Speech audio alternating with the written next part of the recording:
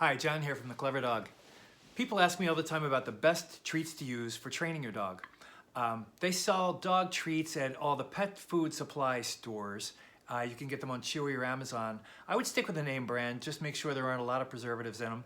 And they usually are very small, like the size of M&Ms, because you want your dog just to have a taste and not really to fill up on the treats.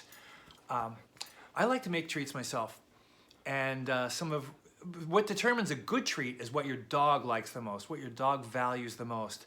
So there's always, you can cook I would slice a hot dog into fourths and then just boom, boom, boom, boom, boom, like the coin size up like that.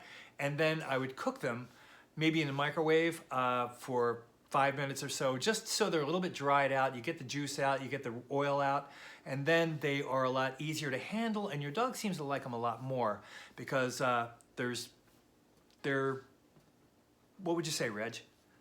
They have more flavor in them, I think. You can also get a block of cheese. I like to get blocks of cheese.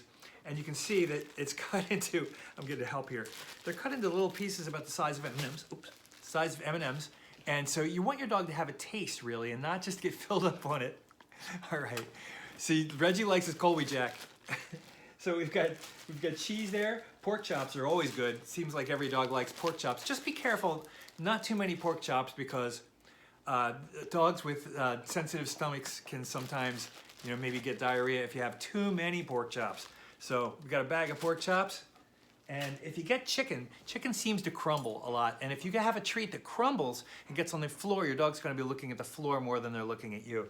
So if you get the chicken, I get the very thinly sliced breasts like this. This has already been cooked.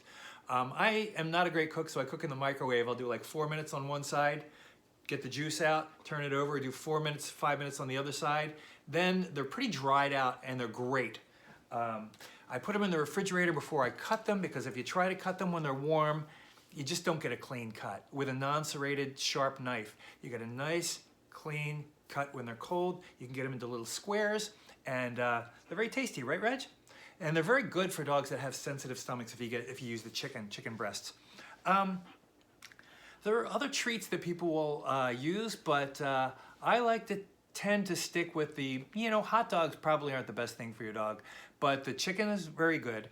Pork chops and cheese. You get a mixture of that, you're gonna be good for the whole hour. All right, I'm John from The Clever Dog. This is Reggie, and we'll see you next time.